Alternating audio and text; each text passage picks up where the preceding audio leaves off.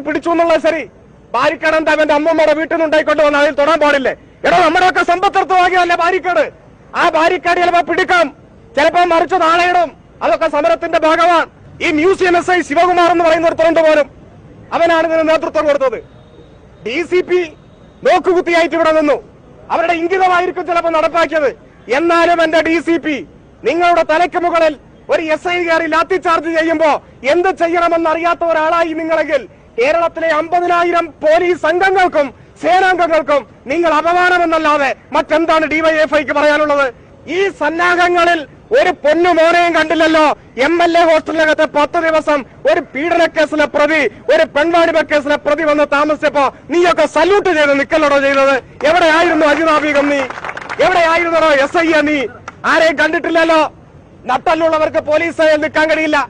ഞാൻ നിങ്ങളെ ആയി അടച്ചാക്ഷേപിച്ചൊന്നും കരുതണ്ട.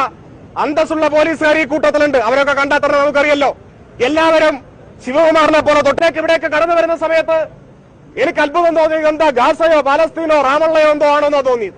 എത്ര പോലീസുകാർ അവിടെ നിൽക്കുന്നത്? ഒരു യുദ്ധസന്നാഹം കൂടെ ഇല്ലേ? തന്തയില്ലായ്മ കാണിക്കുകയാണെങ്കിൽ തലയെന്ന് പറയണമെന്നൊരു ചൊല്ലുണ്ട് നാട്ടിൽ. ആദ്യം പറയണോ, ഞങ്ങളും തയ്യാറായിട്ട് വരാം. ഈ തിരുവനന്തപുരത്ത് നമ്മൾ കുറെ ഏറ്റുമുട്ടിയിട്ടില്ല ഇതിനു മുമ്പ്.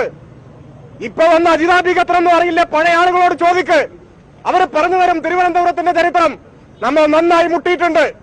രണ്ടു കൂട്ടത്തിലും അന്ന് അത്യാവശ്യം മുറിവും പറ്റിയിട്ടുണ്ട്. അതിന്റെ വേദനകൾ പേറുന്നവരുണ്ടാവും കൂട്ടത്തിൽ ചിലരെല്ലാം. ഈ നാണവും മാനവും എന്നൊക്കെ പറയുന്ന അടുത്തൂടി ഇത് തലയിൽ ഹെൽമറ്റ് വെച്ച് വരികയാണ്. നമ്മൾ കല്ലെറിഞ്ഞാൽ തലയിൽ പരിക്ക് പറ്റരുത്, മുറിവേൽക്കരുത്.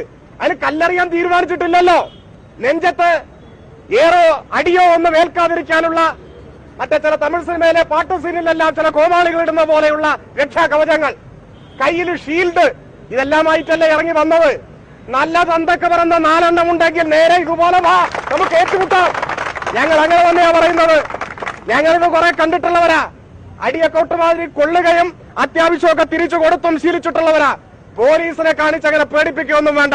അജിതാബീഗം കോപ്പി അടിച്ച് പാസ്സായതാണോ? ഇവിടുത്തെ പോലീസ് ഉദ്യോഗസ്ഥന്മാർ കോപ്പി അടിച്ച് പാസ്സായതാണോ? അക്ഷരജ്ഞാനം ഉണ്ടെങ്കിൽ പോലീസ് മാനുവലെടുത്ത് വായിക്ക്.